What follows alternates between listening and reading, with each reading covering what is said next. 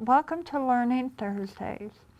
As you know, or as you may be learning right now, these opportunities are presented as a way to help professionals in our field improve the knowledge, the skills, and the attitudes that they need to become competent providers for individuals who come to their doors as they look for help, be it in treatment, prevention, or recovery services. In recognition of the fact that June is designated as Pride Month, our presentation today is entitled Issues Faced by Transgender, Gender Non-Conforming People, as being presented to you by Cecilia Gentili and Caleb Dornham. They both took the train early this morning to come up to Albany and tape this for you, so I would like to thank them for that and thank them for the knowledge and the experiential knowledge that they're going to share with you as well. Before they come up here, Carmelita Cruz, who is from Council Office in OASAS, is going to just take a moment and give you an update on the most recent local services bulletin that has come out in regards to treating the LGBTQ population. Before they come on here, very simply, if you have any questions, just send them to the mailbox located on the screen in front of you, and somebody will get back to you rather quickly. That being said, I would just like to again welcome Carmelita. I would like to welcome Caleb, and I would like to welcome Cecilia. So thank you for joining us, and folks, thank you for being here today. Hello, my name is Carmelita Cruz. I'm an attorney with the Office of Alcoholism and Substance Abuse Services. Before we get started today, I'd like to take the opportunity to thank Cecilia Gentili and Caleb Dornman from GMHC for joining us today. Today we're going to focus on LGBT, especially transgender experiences within the OASAS system. And before we start, I'd like to point everyone in the direction of our latest local services bulletin, Affirming Care for Lesbian, Gay, Bisexual, Transgender, and Questioning Clients in OASAS programs. The LSB is posted on our website under the Local Services Bulletin section. Also known as an LSB, this really clarifies the expectation of prevention, treatment, and recovery providers within the OASAS system in providing affirming care for LGBT-identified individuals. Over the course of the summer and fall, OASAS will also be following up with all of the providers to provide additional guidance on putting these policies in place, as well as additional training opportunities and opportunities for open forums to discuss any questions or comments. In the meantime, if you have any questions, please feel free to reach out to your regional office or to the legal department using the general email box, legal@oasas.ny.gov. And before we get started, I'd like to thank Caleb and Cecilia one more time for having such a candid discussion with us today about why it's so important to have these affirming policies in place. Thank you. Welcome to Reshaping Substance Abuse and Recovery with the Transgender Lens. My name is Cecilia Gentili, and I am the Managing Director of Policy at GMHC, which goes for Gay Men Health Crisis, an organization that has been working around HIV/AIDS and all its interactions for about 35 years. And my gender pronouns are she, her, and hers. And my name's Caleb Dornheim. I use they, them, their pronouns. I'm an advocacy specialist at GMHC, and I work primarily in the policy department, advocating for transgender and gender nonconforming people. Cool. So we're going to go over sort of more of our background and why we're here today. So why are we here?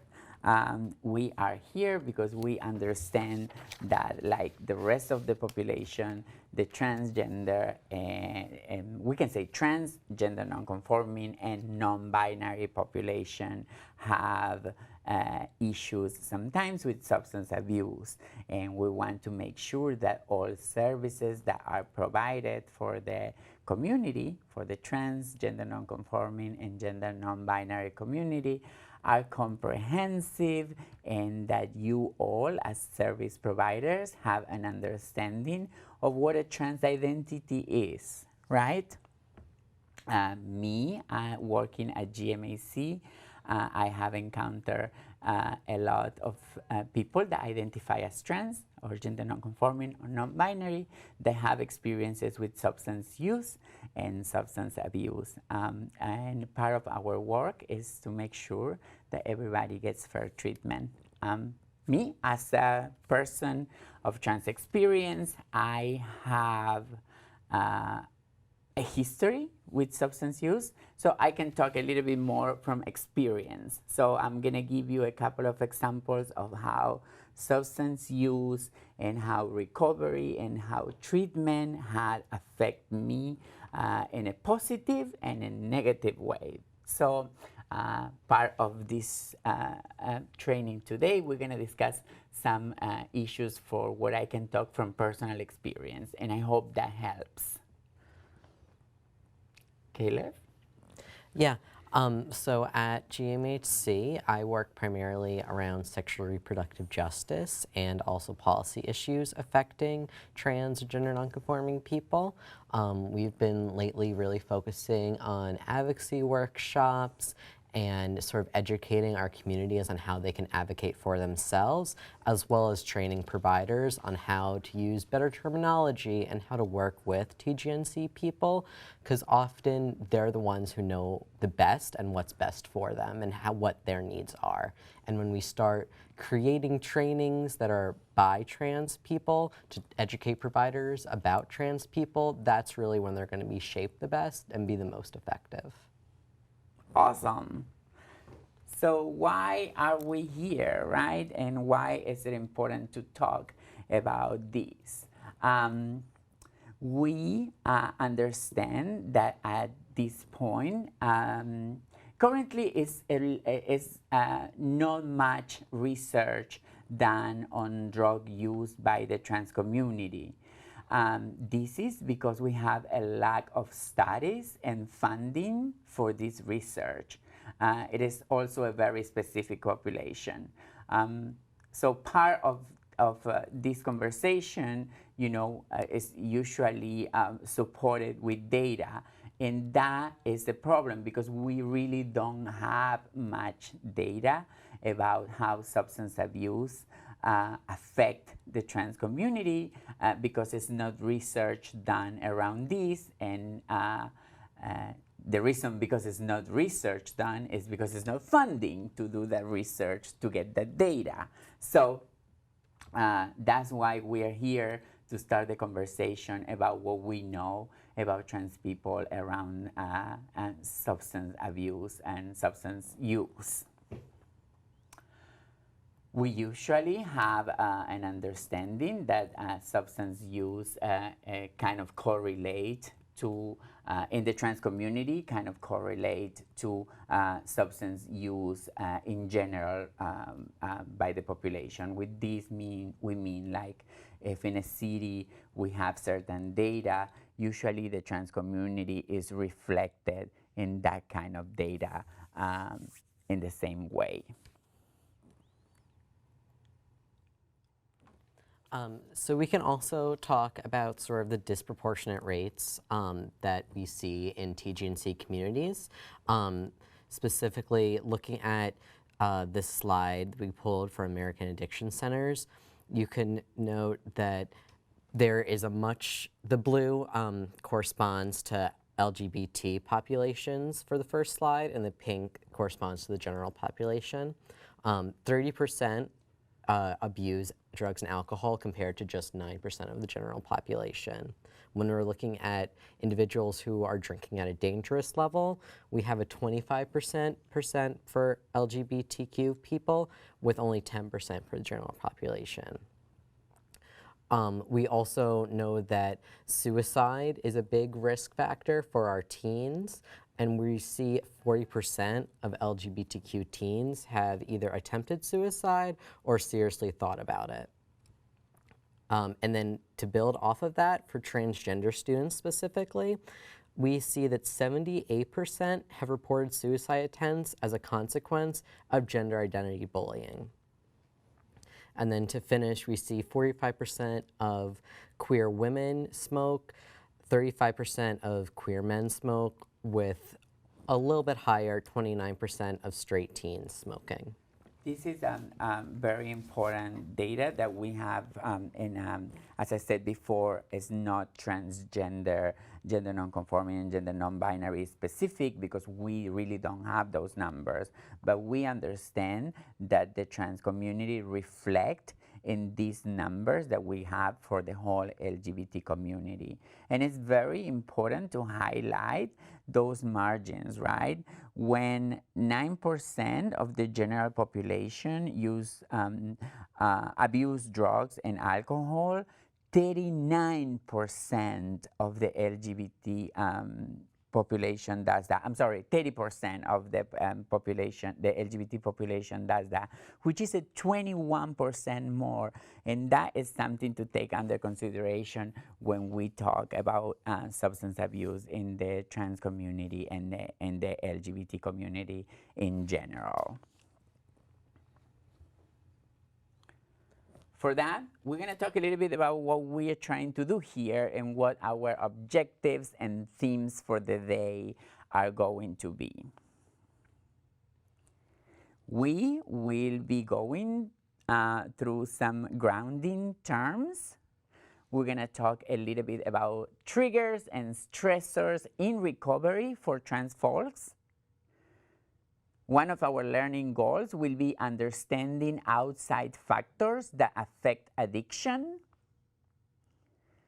Another one would be to talk about health and how healthy is relative for different people. So what health means for each of us is different sometimes. And we're going to wrap up with the proposed recommendations for providers and substance abuse centers. And for that, it is important to say that we are very aware that when providers use the right terminology with clients or patients that are accessing services around substance abuse, they get much better results. And that's why we're going to talk a lot about terminology. And then we're going to talk about stressors and like why we should look at substance abuse in a very comprehensive way and how to obtain better results around this issue. So one of the first grounding terms that we're going to go over is we're going to talk about sex assigned at birth, gender identity, and gender expression. So sex assigned at birth refers to the sex that was put on your birth certificate, which is typically male or female. This is referring strictly to genitalia because chromosome testing, which is also can be done to determine sex, doesn't happen very routinely to determine your sex, and nor does exploration of internal reproductive organs happen. And often this is why we see much later in time that we see people discover that they're intersex, and that when a baby is born, it's not always instantly discovered, oh, well, this person has testes and a vagina. Situations like that. And for sex assigned at birth, we live in a very binary society, right? So when we are born, a medical provider examines what is our genitalia, and when the medical provider sees that what it is in between the baby's leg appears to be a penis, we'll assign this baby as male. And if it happens to see what appears to be a vagina, we'll assign this baby as female. It is another category that is intersex. Unfortunately, people that are intersex, and as Caleb was saying, intersex is sometimes about genitalia that is inconclusive, or it can be about chromosomes, right? But the problem is that medical providers cannot assign a person intersex. Nobody gets an I in their birth certificate. When somebody is intersex, a case conference and a conversation in between medical providers and parents take place, and they make a decision of how that baby is going to be assigned. And the assignment is still gonna be male or female. So when it comes to assignment at birth, we can be assigned male or we can be assigned female. And if we are intersex, we go through a conversation for what medical providers make a decision and put us as male or female. So basically, most of sex assignments at birth are male or female at this point. So that covers sex assigned at birth. We then can talk about what your gender identity is. And your gender identity is the sense of identity that somebody has when they think about who they are. And this can then be, you can identify as a girl, as a woman, as a boy or a man. You can identify as transgender, as genderqueer, non-binary. You can identify as agender. There are so many different ways that someone can conceptualize what gender means to them. And then you can express that gender very differently. So your gender expression talks about how you present your gender, and that can be done through how you're dressing, your hairstyle, and how you cut your hair, your body language, if you use makeup or not, literally anything that you can use to express yourself. Yes. So those three things are three different things, right? Sex assigned at birth is what happens when we are born, right? And somebody assigned us as male or female. And again, some people are intersex, right? But they don't get assigned as intersex. So sex assigned at birth, again, is male, female, you can be intersex. But gender identity is how we feel about ourselves in terms of gender. If we feel like a woman, if we feel like a man, if we feel like something else or none of those, right? And that is gender identity. And gender identity happens in your brains, it happens in your head, and nobody can see your gender identity, right? Because it's inside you, and it's a feeling that can be close to maleness or femaleness or none of those or both of them. And gender expression is how we express that gender identity, right? In that case, we're gonna put it in context, right? Let's say myself, I am a trans woman. I was assigned at birth male. My gender identity is female. And I show my gender expression as female by wearing makeup, doing my hair in a feminine way, wearing high heels. I try to sound more feminine, but sometimes my voice gives me away a little bit. So sometimes we're not in control of everything, but it's many things that help us express our gender.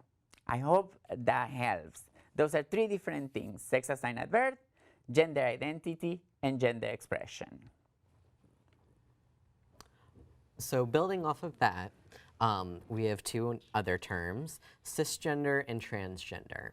Now, if you are cisgender, that means that the gender identity that was assigned to you at birth, along with sex, matches the gender identity that you use right now. And then you have transgender, which means that the gender identity assigned to you at birth does not match up with the gender that you use now. So Cecilia and I are both transgender. Cecilia was assigned male at birth and identifies as a woman. I was assigned female at birth and I identify as non-binary. And that is exactly what transgender is. when the assignment at birth does not match with your gender identity, right? We said that assigned at birth is what a medical provider assigned us when we were born, and gender identity is how we feel about ourselves, right? When those two things don't match, we are transgender. But when they do match, when you were assigned female at birth and your gender identity is female, you are cisgender. So that's the difference between cisgender and transgender. When sex assigned at birth and gender identity match, you are cisgender. When sex assigned at birth and gender identity don't match, you are transgender. When it comes, for example, to woman, right? It can be a cisgender woman that was assigned at birth, female, and a transgender woman like me that was assigned male at birth, right? At the end of the day, we are both women. I am trans and this person is cisgender. But you know, we have to look at both of them as women. I hope that helps with the idea.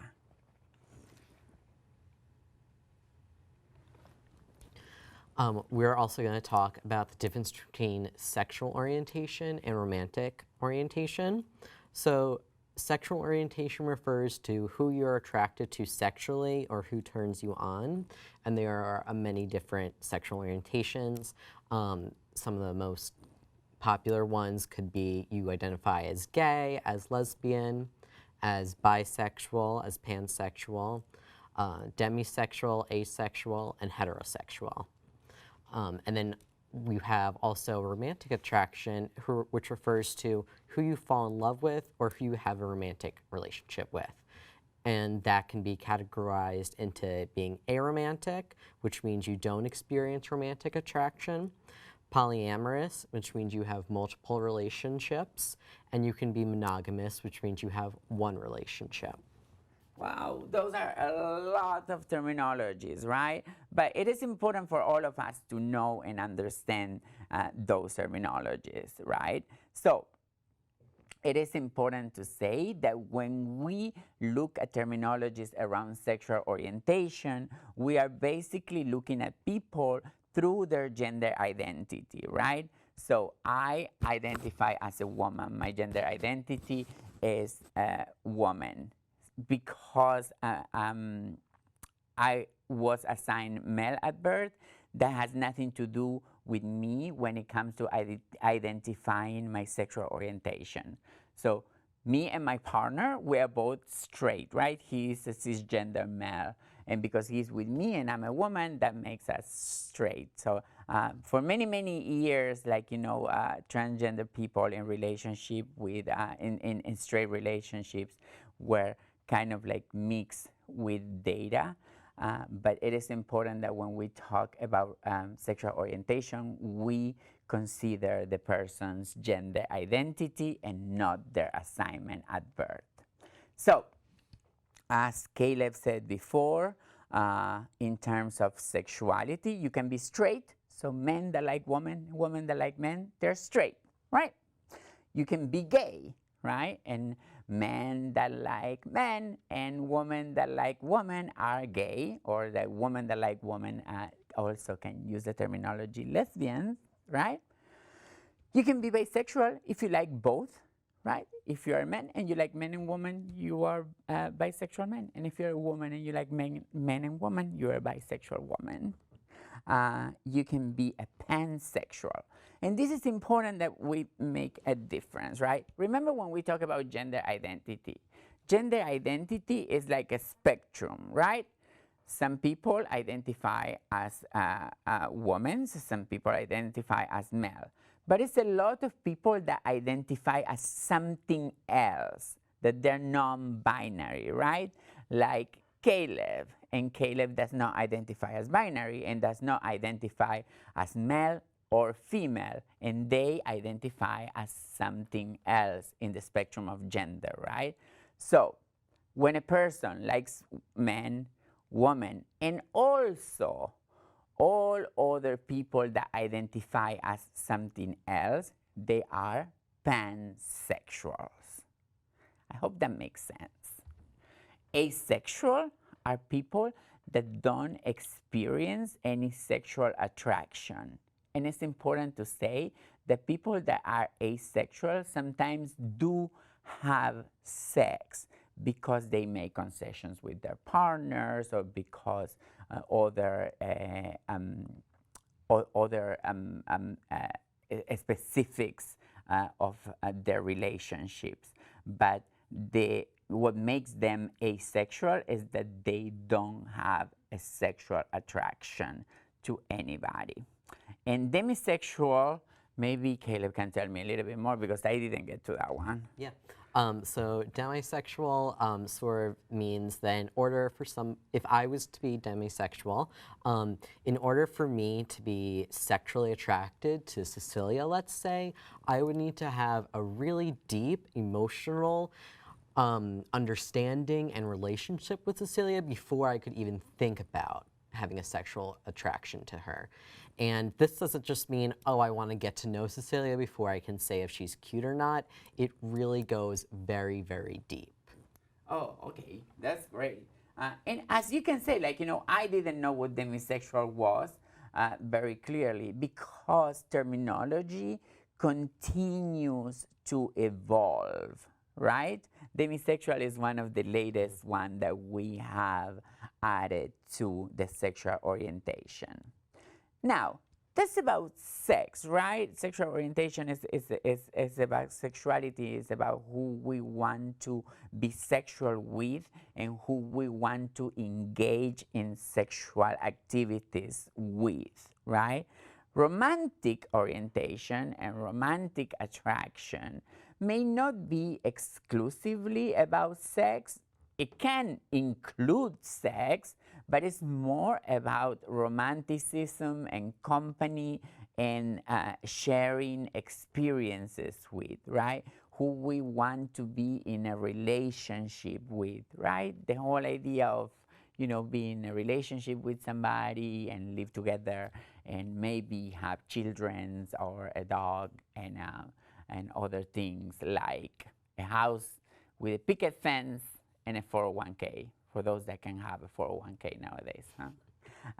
So romantic relationships is who we want to spend time and have a relationship that is full of love and great feelings and may include sexuality or may not include sexuality.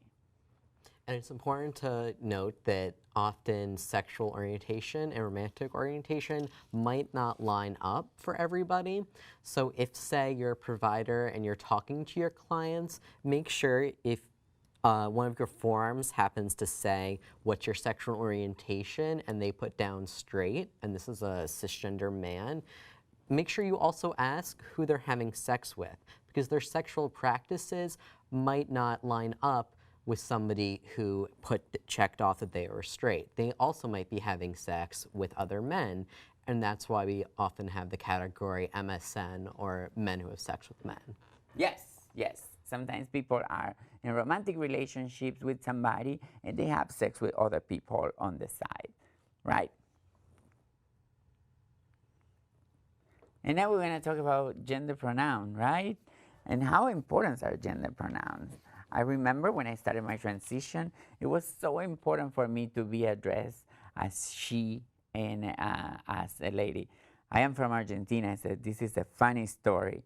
And like I have an accent, and at the beginning it was hard for me to understand English. And like when some people call me and they say like, yeah, thank you, ma'am, I thought like they were saying men. And I said like, oh my God, everybody keeps calling me a man. And then I learned that ma'am is for girls. So I was happy then, right? So gender pronouns, right, is how we address each other, right?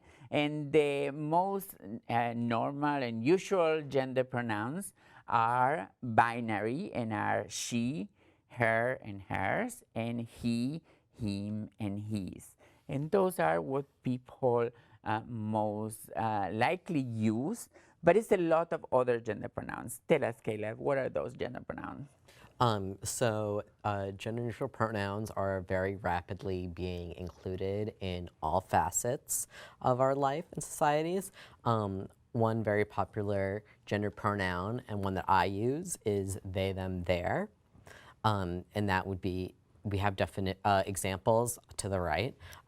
So the example, if you were going to talk about me, you could say Caleb was wearing a pink button-up shirt and black pants. Today I'm actually wearing a black button-up shirt. Yes. There's also A very cute one. Thank you. There's also Z, here, and here's. So an example would be Z has purple hair with has brown hair with purple streaks. Z's name is Angel, and Chris led the support group by herself. That's great.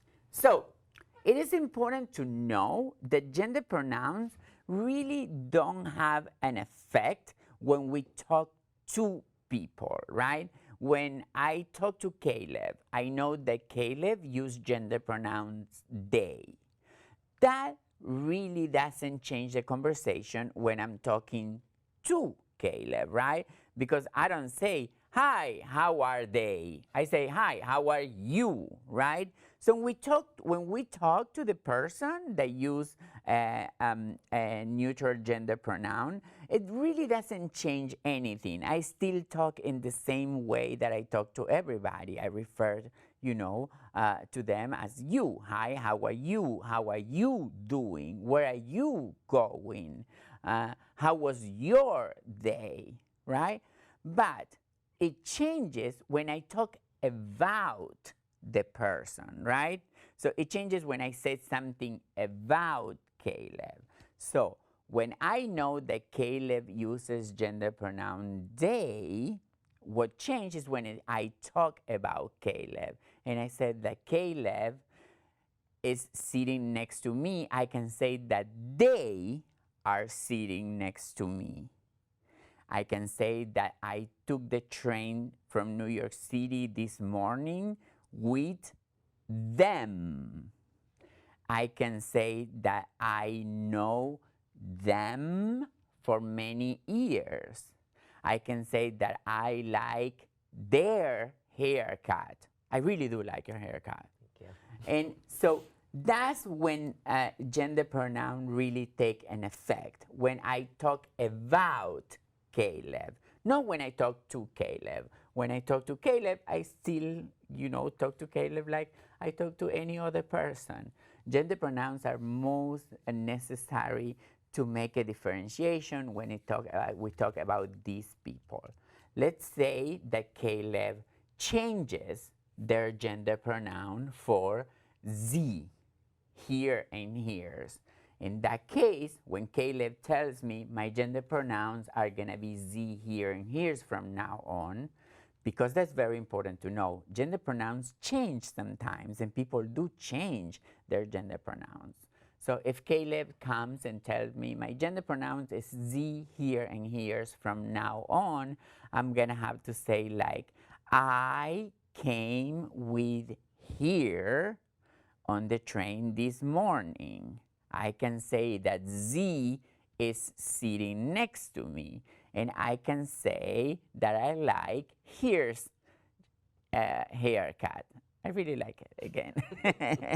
So, let's make sure that we understand that gender pronouns are very, very important and that people get a much better sense of understanding where gender pronouns are respected. And they're a big deal for trans people.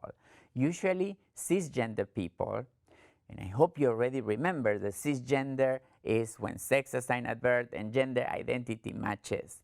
So cisgender people usually don't pay attention to gender pronoun because they always had the same gender pronoun, right? But we, as trans people, have changed our gender pronouns at a certain point, and it's very, very important that the rest of the world respect our gender pronouns. One of the best ways to know the gender pronoun of a person is by introducing yourself and telling your gender pronoun. When I meet somebody, I say, hi, my name is Cecilia, and my gender pronoun is she and her. that puts the other person in a position where they have to tell me their name and their gender pronoun too. So that's a great way to normalize gender pronoun. And if you don't know somebody's gender pronoun, you can always ask, and you can say like, hey, when I talk about you, what gender pronoun should I use? Or you can say, hey, what's your gender pronoun? And that person is going to tell you, and they're usually going to be very happy that you did ask them. Should we move on? Yeah. Minority stress.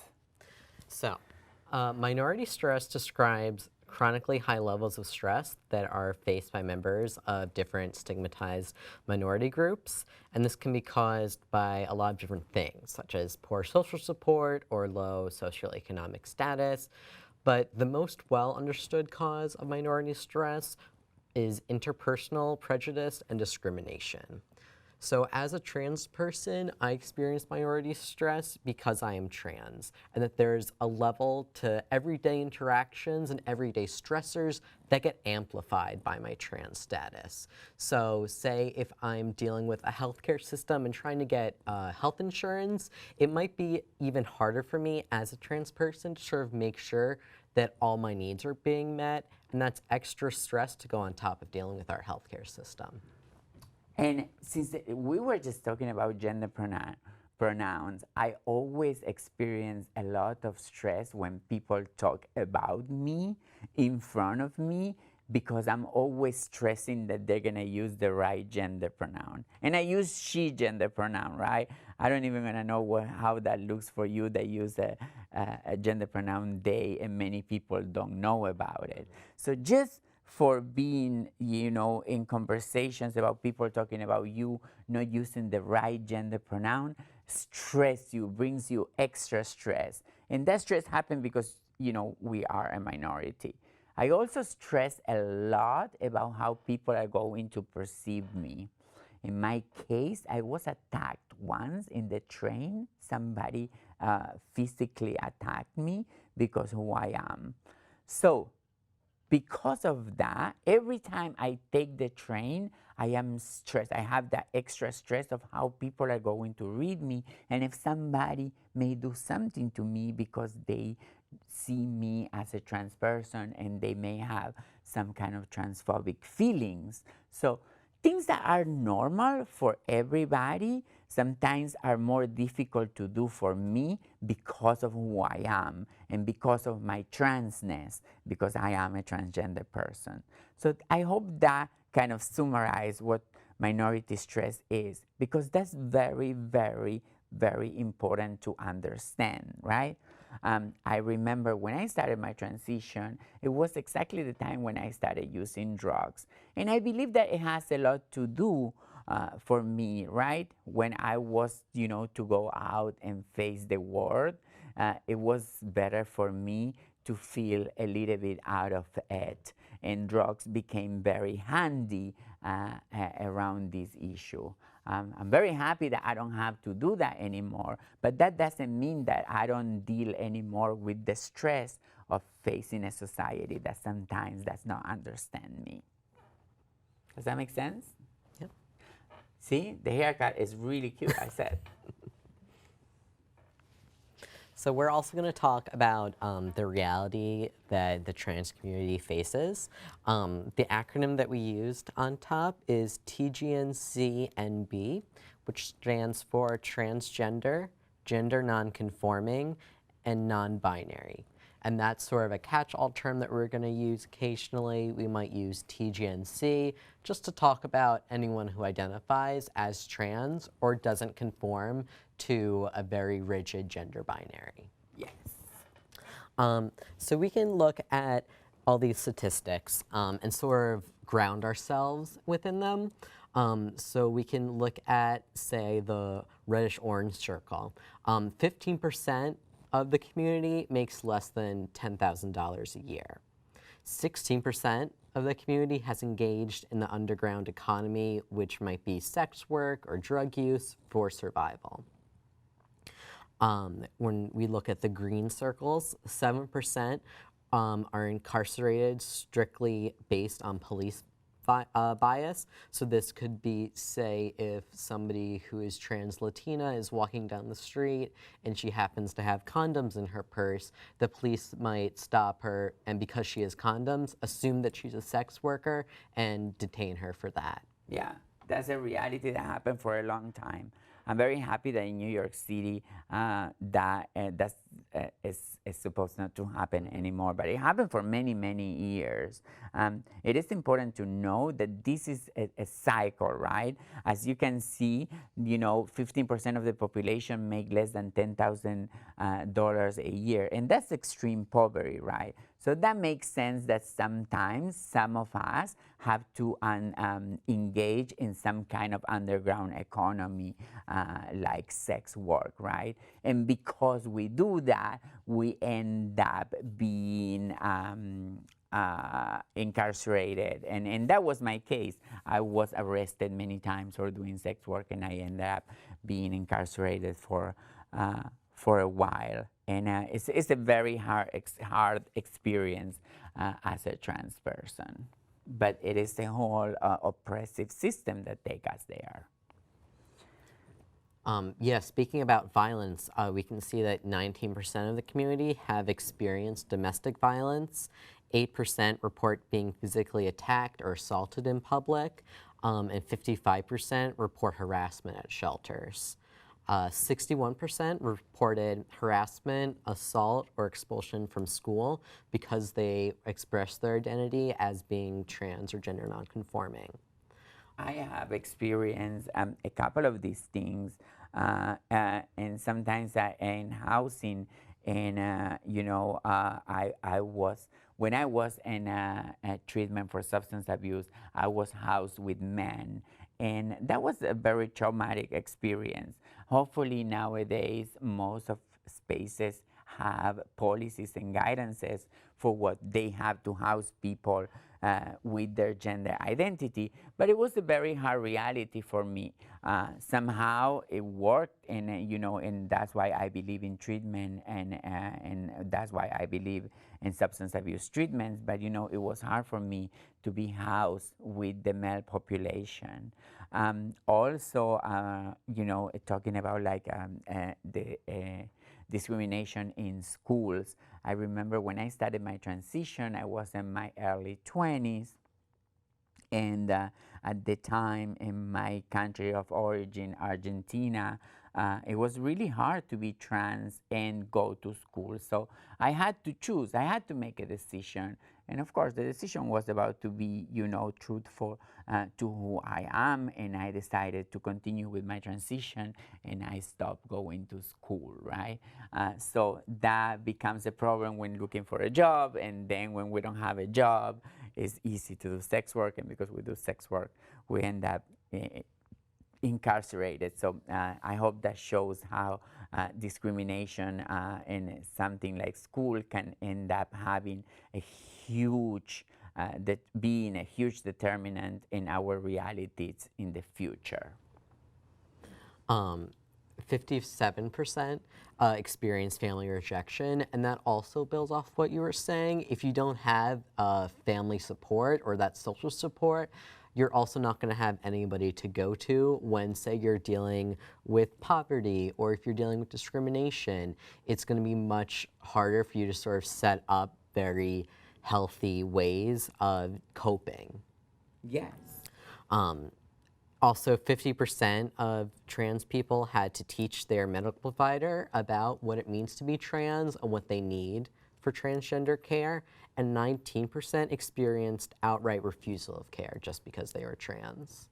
Yes, I remember years ago here in New York City, a medical, we are not in New York City right now, but in New York City, a medical provider refused to see me because of who I am.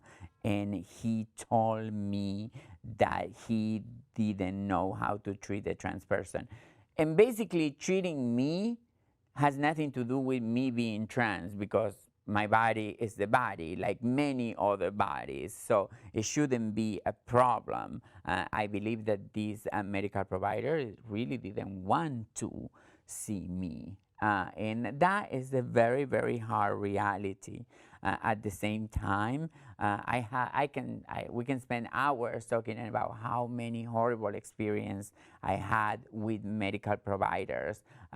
So, you know, one of the most important things to say is that sometimes medical providers don't understand our bodies.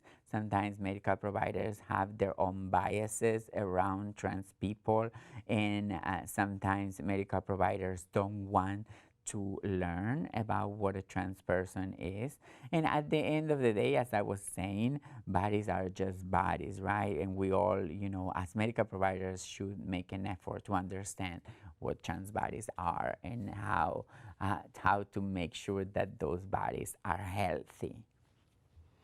Also, as providers, it's important to make sure that you're trained and fully aware of all the needs that the trans community might have, but also make sure that the staff underneath you, such as intake nurses or receptionists, also have that same training.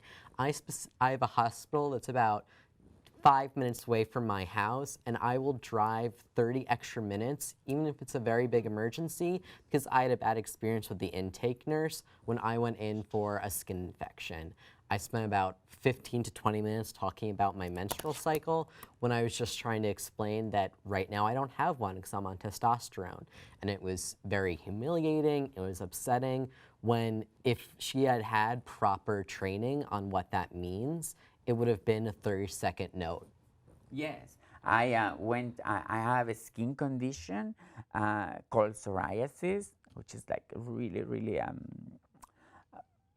uncomfortable situation in my skin. And I went to see a doctor once, and he wanted to examine my genitals. And I'm like, I have psoriasis in my scalp. My genitals have nothing to do with this. So I feel like sometimes like medical providers are just curious about trans people, and that's a very, very difficult thing to go through. And that makes sense when trans people don't want to access medical services, because after having so many bad experiences with medical providers, we really don't want to go to the doctor. And that's why we experience a lot of disparities around our health and our overall well-being. So we're going to talk about microaggressions now, which builds off of the healthcare discussion we were just having.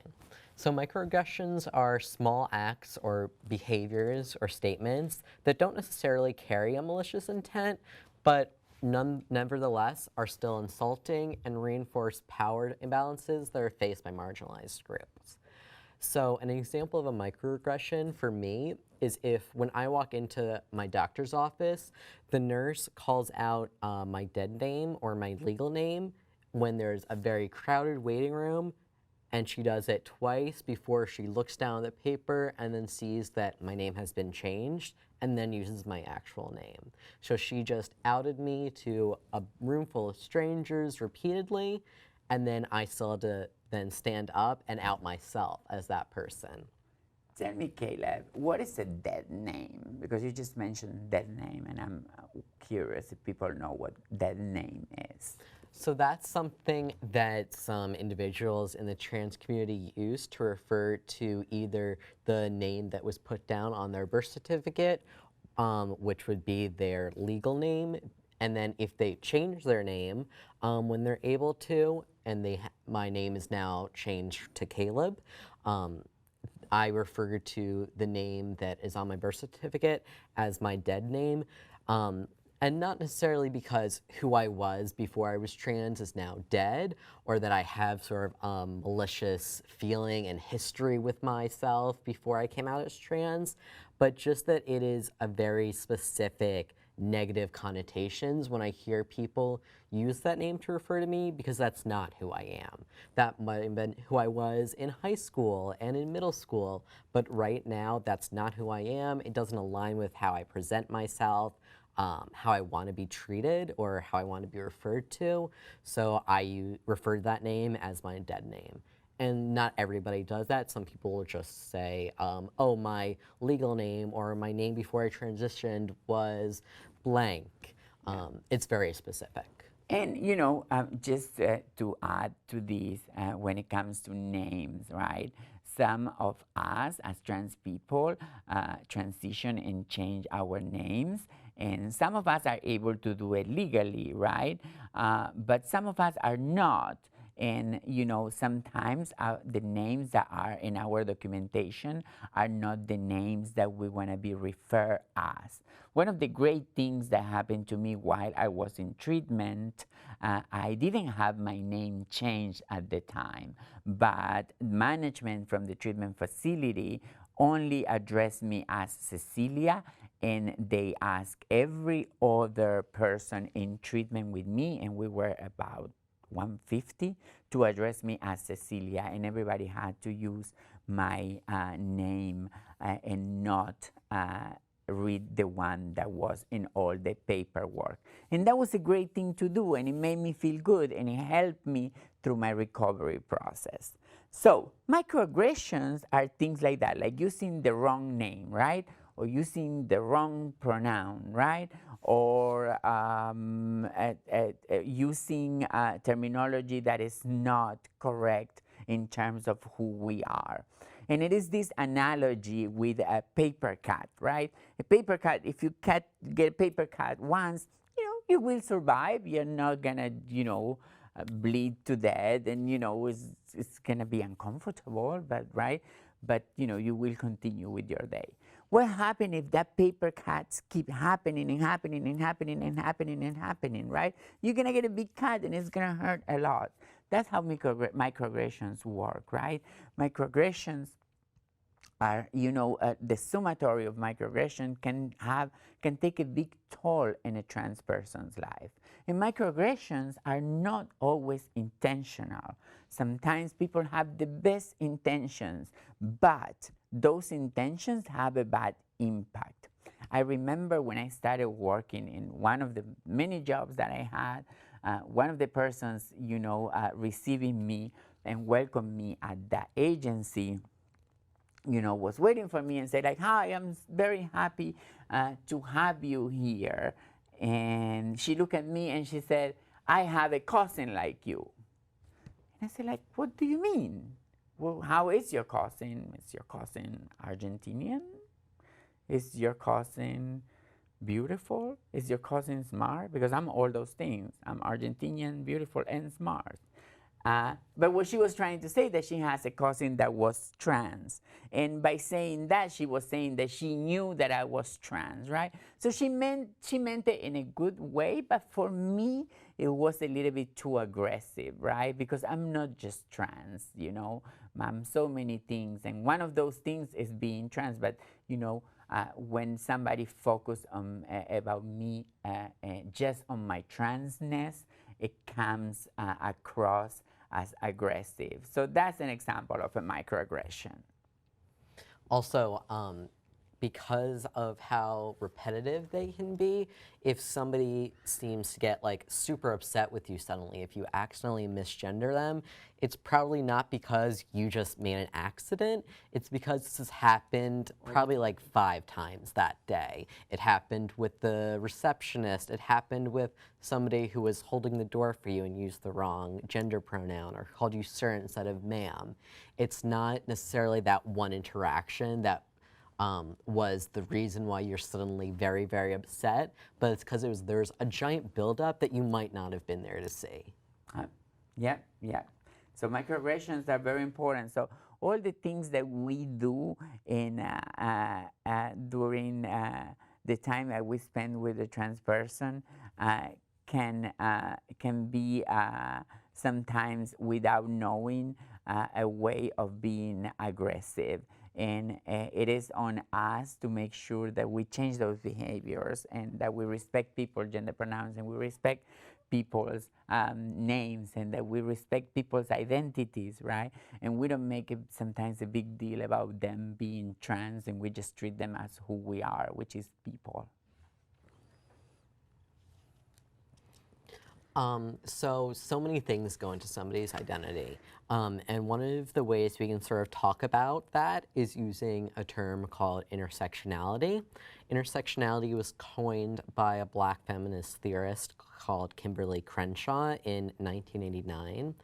And this theory sort of explains how race and gender could intersect as forms of oppression. And now it's broadened to include a lot of other different ways of social factors, such as sexual orientation, nationality, gender identity, class, and disability, and much, much more. And it's, gender intersectionality is exactly like, how, different parts of our identity intersects and create situations that are unique for who we are, right? So my life is not just doesn't revolve just around the fact that I'm trans, right? Caleb and I are both trans, and our lives may have certain kind of similarities because we are trans, but they're also different, right? Caleb is a white person, and I am not. For that, Kayla's life may have a specifics around privilege that I may not have, right? I am binary, right? I identify as a woman. Caleb identify as a non-binary person. For that, I may have the privilege of binariness, right, in a world that sees gender as binary, and you may not get that privilege. So things that that make us unique create that intersectionality. In my case, I can say that my life intersects in my transness, my identity as a person of color, my identity as an immigrant, my identity as a woman, my identity as a person formerly incarcerated, and many, many things, right? So intersectionality is when all those things intersect and create unique experience that are just for that person. Does that make sense? Yeah. And all of those different parts of your identity, they don't exist in a vacuum. So if you have an interaction with somebody, it's not just an interaction that's based on you being trans. You're also Latina. You're also a woman. You can't just have an only trans interaction. You can't only have a interaction that's about your womanness. All these other identities are constantly coming into play. Cool.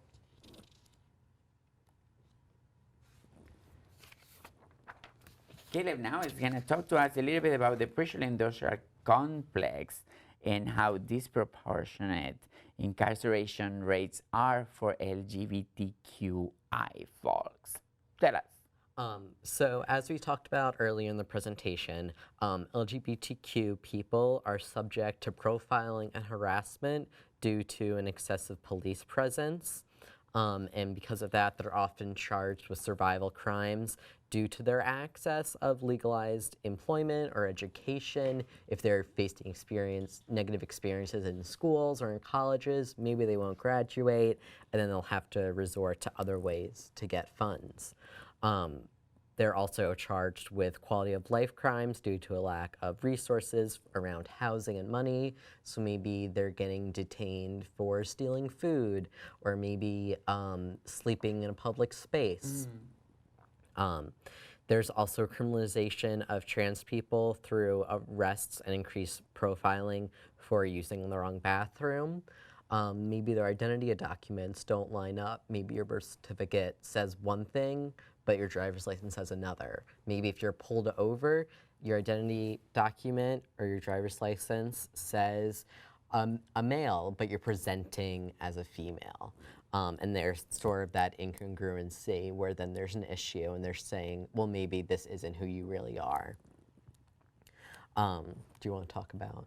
Yeah, it is very important to understand that because of who we are. Sometimes it is a more tendency to experience interaction with police or with other forces. I remember a friend of mine had to do a quick stop and a flight to Asia in Russia. And she was terrified because while going into Russia, her gender marker was different.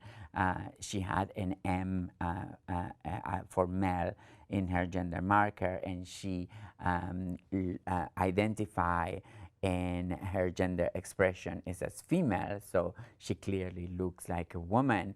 And when the people in the immigration in the airport look at her passport, they detain her, and a good thing is that she was gonna continue to go, and they didn't keep her there. But I guess, like, as a trans person, nobody wants to be detained in Russia, right? So, all those things make us more vulnerable and may have an effect in the numbers of people of trans experience and LGBTQI that go through the incarceration system. And this is like a cycle of poverty. And I believe I said this before, right? We as trans people sometimes have to make choices about choosing about who we are and choosing and other things, like, for example, going to school or staying with our parents, or many, many different things. In my case, when I was going to college, I also started my transition. And at the time, I couldn't go to college as a trans woman. I was attacked, and then, people made fun of me, and I was bullied. So I chose to be myself, and I stopped going to college. Because of that, I don't have a formal education, and it was hard for me to make to get jobs, right? And then I came to the United States, and I was undocumented. So in order to feel safe, I had to move to another country because of my transness. So when I got here, I didn't have a documented status, and I couldn't get a job. And for that, I had to do sex work. And because I did sex work, I ended up being incarcerated. From the incarceration, I came out, and I was homeless because I lost my apartment. So because I was homeless, I had to sleep in the street. Because I was sleeping in the street, I was arrested, and I went to jail. And it's a circle that never ends, right? So barriers to education take us to a low income, and then we can affect us in cases like healthcare or homelessness, and it takes us to an incarceration. And it's a cycle of poverty that is really, really hard to get out from.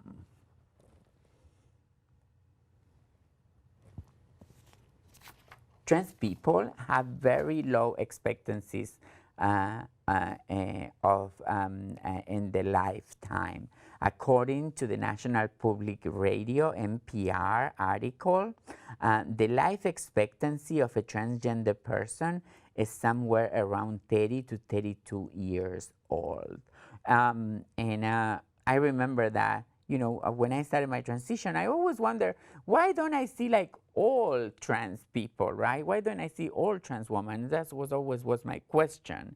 And then somebody told me, because we usually all die very young because we are victims of attacks, and we are murdered, or because we are not able to access medical services. Sometimes sickness affects us disproportionately, and we die younger, right?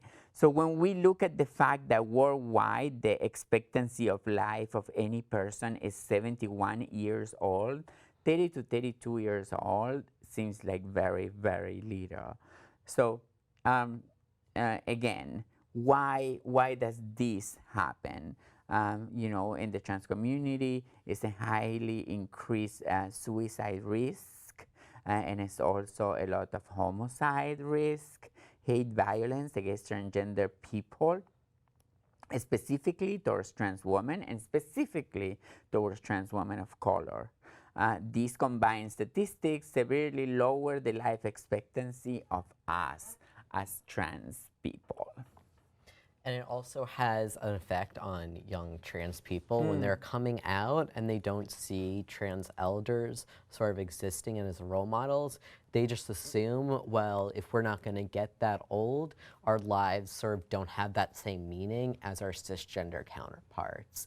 I know when I was first coming out as trans, and even before I could put in context what that would mean for me, I didn't see trans people who were in their 30s or in their 40s. So when I came out as trans and sort of was looking to that as what am I going to look like in 15 years, and now being 26, it's very jarring to suddenly be like, oh, I'm here, and now I have to deal with being an adult and being trans, and there's not sort of seeing a path laid out for me. And I have many other friends who experienced the same thing, and like you were talking about, just assuming that we have a younger life expectancy and not trying to fight against it and just being like, well, that's it, we're just gonna die young.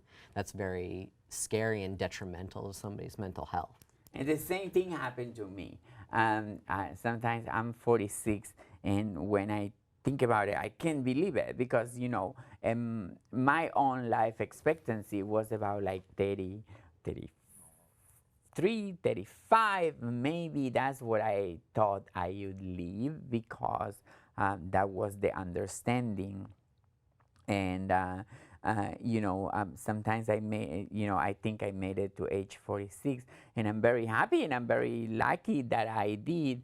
But you know, my life, you know, since I wasn't expecting it to make it, you know, to this age, sometimes I didn't take the same precautions that other people, you know, that are not transgender do, like, you know, having a house or having savings, or making sure that my health is in good terms. And I didn't take these precautions because I didn't think that I would make it to age 46, right? Which doesn't mean that I can't do it now. I'm trying, but you know, it is hard for me to, you know, take care of all these things that usually cisgender people have been taking care of from a long time. So for me, it's more difficult. It doesn't mean that I'm not happy to be alive, but I'm very happy.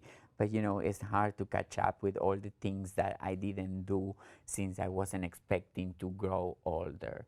And that has a lot to do with, you know, my interactions with drugs and my interactions with addiction. Since I didn't think I was gonna live for many years, or I was gonna grow old, I thought like I just may party away, right?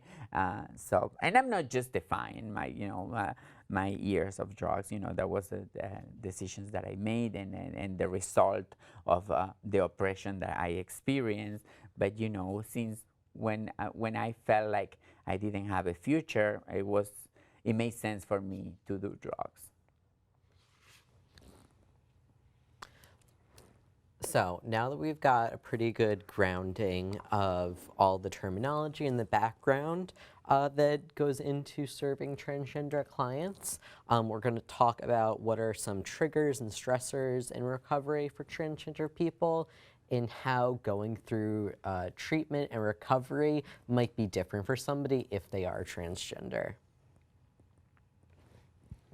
Cool. Some of the things that are most important when it comes to engage transgender people in hospital or in substance abuse centers. And let's remember that, you know, the process for people that use drugs, different drugs, sometimes involve a hospital detox, right? In my case, like, you know, I went from a hospital detox to a 28 days to a long-term treatment facilities. So these things like affect, you know, trans people somehow during that process. The intake process is the first contact that, you know, providers have with the patient, and kind of dictate how the recovery relationship is going to be, right? An intake that is not complete and is not comprehensive of all the things that we talked about before, like sex assigned at birth, gender identity, sexual orientation. When they are not comprehensive of all those interactions, they're really poor and they don't give us an idea of who the clients are. And also, me in my case, and I would say us as trans people, like to have intakes that comprehend and pay attention to all those things, right? It makes us feel that we count somehow. So one of the most important things that we can do to engage with transgender people in substance abuse is making sure that our intakes are comprehensive and that they reflect sex assigned at birth, gender identity, gender pronouns, sexual orientation, and as many other things we want to add. Another thing that is very, very important is accommodations, right?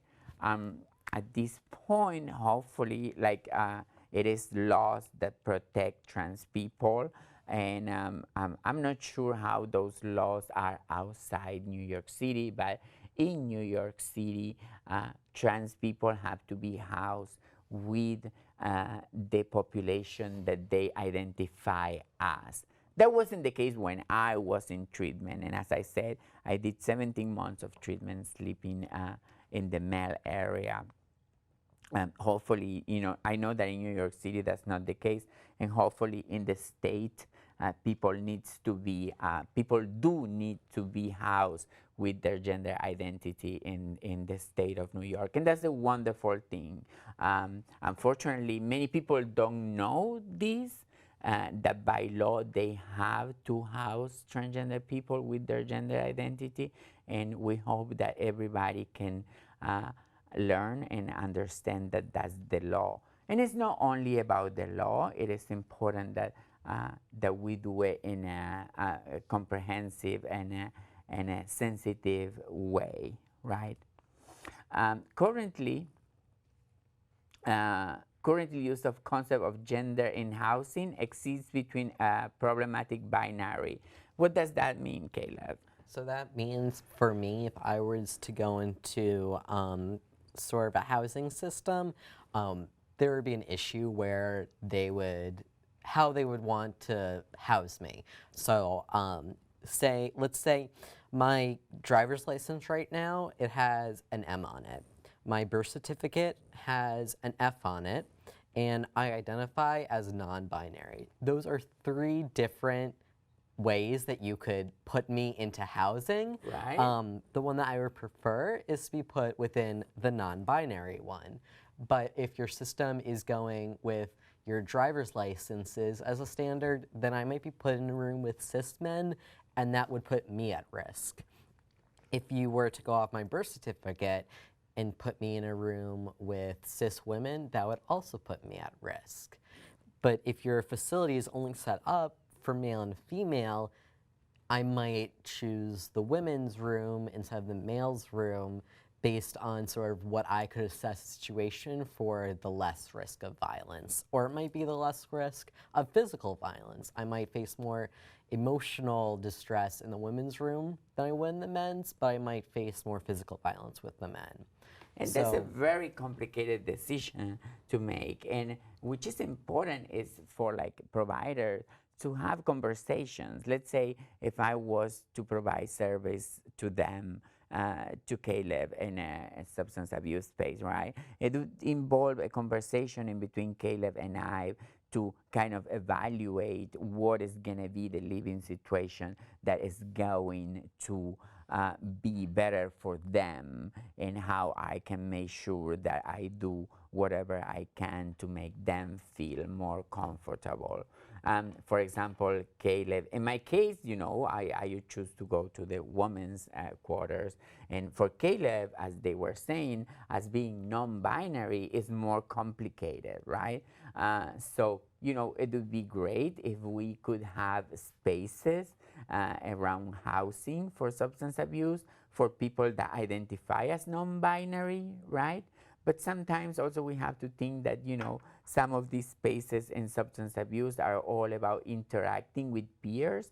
And let's say if Caleb was the only non-binary person, you know, they may feel isolated if they're by themselves. So, you know, it is many things that we have to do, but the most important thing that we can do as providers is to make sure that we have conversations and we include trans people while making decisions about where they're going to be housed in order to make sure that they have a positive experience in recovery. Misinformed providers.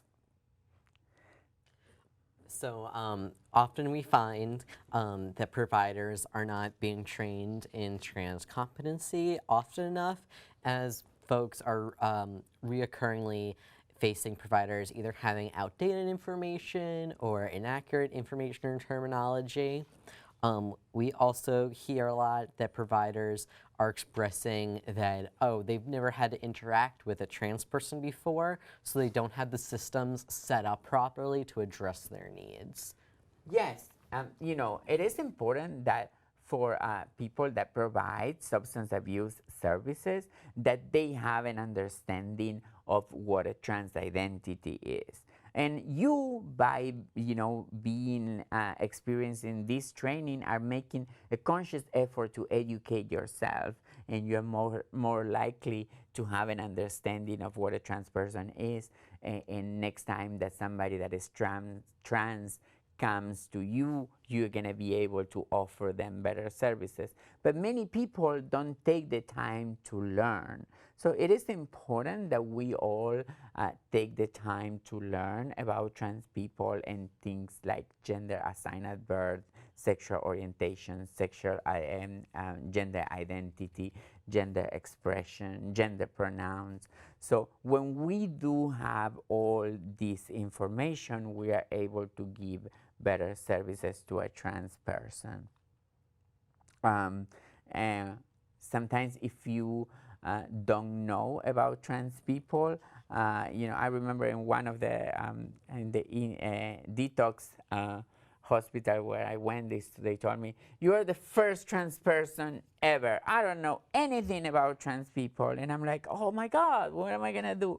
So, you know, maybe you should not vocalize like, that you don't know anything about it, because it gives a sense of insecurity. What you can do is go and learn really fast, right? And come back and try to offer the best services that you can offer. You know, sometimes as providers, we have to go out of our way to make sure that we offer better services. Treatment, when we offer in treatment, sometimes treatments are crafted in a very binary setup. It is important to understand that some trans people don't identify as binary. They don't identify as male or female, trans men and trans women. It is a lot of people that identify as non-binary or genderqueer, or however you're going to call it, but they're outside the binary world, and all our efforts have to be comprehensive of them. Often, sometimes, providers have an understanding that trans people are supposed to be straight. So we have to understand that gender identity and sexuality are totally different. And some trans people may be straight, but some trans people may be also gay or bisexual, right? In my case, I identify as pansexual. And as we said before, I am attracted to men, I am attracted to women, and I am attracted to people that are outside the binary idea. I remember when I was in treatment, everybody thought that I was just a straight woman, and everybody thought, like, because I transitioned to from male to female, I was supposed to be a straight woman. And that wasn't the case, right? Because at the time I identify as bisexual. With the years, I changed and I became more comprehensive of the people that I like, and I identify as pansexual. But, we have to make sure that that we understand that trans people can have different sexual orientations and different attracted orientations too. Often services are crafted in a very binary way, and most of long-term treatment do not have spaces that are unique for LGBT, and specifically don't have spaces for trans people. So it is important to create interventions that are specific for LGBTQ and specific for trans people while in treatment, because that makes much better results. When we see people holistically, we can get much better results.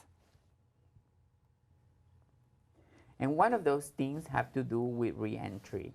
I remember when I was in treatment, one of the most important things that happened to me was that I was introduced to the LGBT center.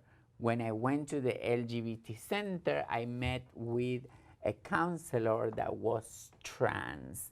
And because I met with her, it kind of like gave me an idea of, a sense of community. For the first time, I met a trans person that was a service provider, and that kind of put it in my head that I could do that too. And because of I experienced that, is that I started having a career in services. So it was very, very important for me to interact with my own community. When I was in treatment, I was the only person in treatment for most of the time. It was a couple of other trans girls that were in treatment with me, but they didn't last, they didn't stay. Somehow I did stay, but it was important for me to have a sense of community.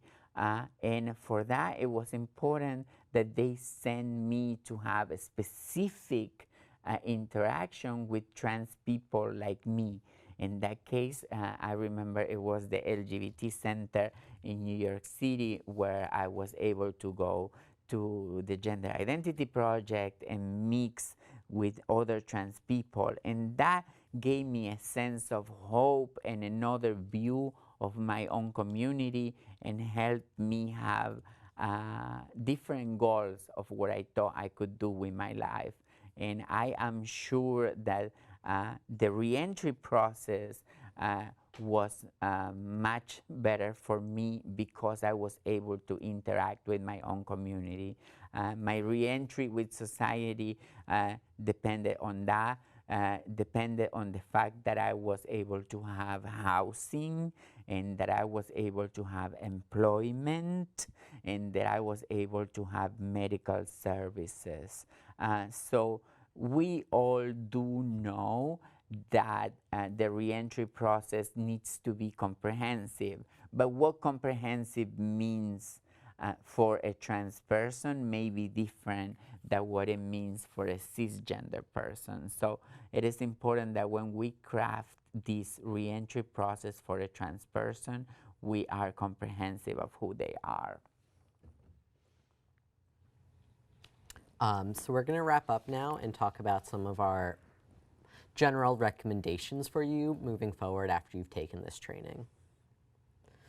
So ideally, we would like you to train your staff right after you train yourself in what it means to be trans, what terminology you've learned today, what terminology you need further explanation on, to make sure that everybody, anyone who's going to be interacting with transgender people, are trained and know how to interact with them. Training is very, very important. So take every opportunity that you have to train yourself around the topic. Don't train yourself just around trans people. Train yourself about many things that you can. But one of those trainings should be around transgender people and transgender issues. Another thing that you can do, you can review all your forms to make sure that are comprehensive, and specifically intake forms, right? Because that is the first interaction that you're gonna have with a trans person. Make sure you're engaging trans people in developing your policies and reviewing your forms. A very easy way to do this is link up with the closest LGBTQ center that's closest to your facility and have somebody come in and do a review with you. That way you're getting another point of view, and this is what they're good at. This is who they identify as. It's important to have them involved in the process. Yes, you can also nurture trans people and be nice, be kind to trans people. It makes the whole experience of treatment better. I know that sometimes the experience of treatment can be a little bit punitive, and it can have some kind of like a strictness and a strict aspects to it. But nurturing trans people and make them feel loved, it makes a big difference when it comes to recovery. Also hire trans people for different levels. Make sure that there is a visible presence within your facilities. If I walk into a space and I see somebody who is trans working there, I immediately want to stay there. I want to be involved. I want to open up. If I have a trans therapist, I'm going to talk to them on a whole nother level that I'm not going to talk to a cisgender therapist on, because I don't have to constantly be defining who I am in every single aspect of my identity for the therapist. They already know the world that I live in, they know the terminology that I use, and I can just talk about whatever it is that's affecting me and why I want to go there today.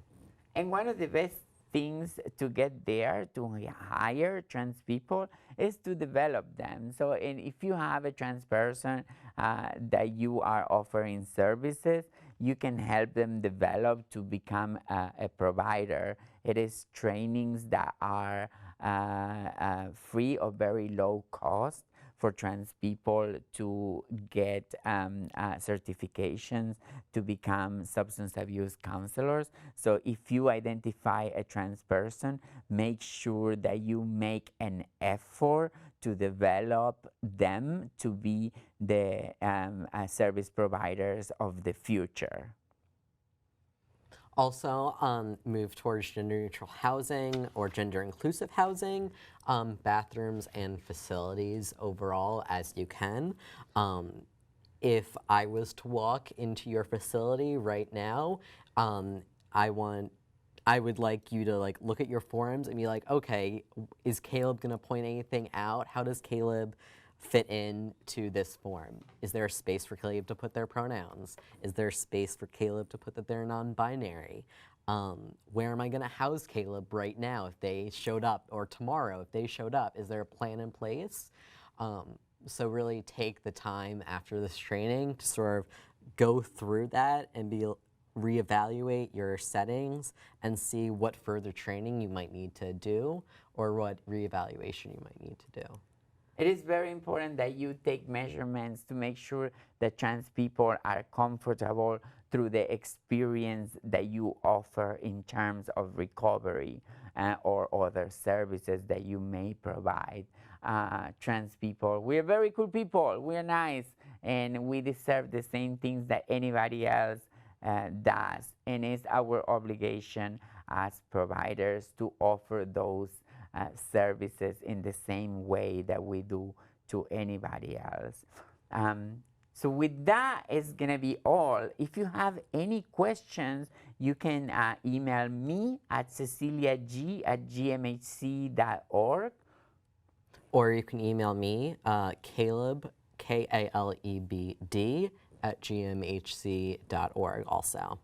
We hope that we help you understand a little bit more about what a trans reality is and what trans people are about.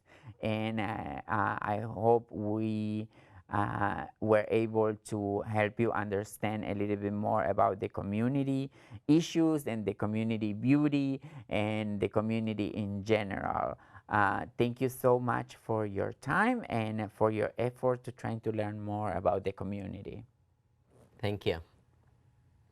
Again, I would like to thank our presenters for being here today. They offered you a very passion-filled, knowledge-filled learning opportunity. And I would like to thank staff at Media Services because they take everything and put it together in a very professional training opportunity that you have when you click on to Learning Thursdays. One of the things that's important for you to note, if you would, is that we do appreciate your feedback. And it's important in that it gauges if we're meeting the educational and professional goals and needs of our field.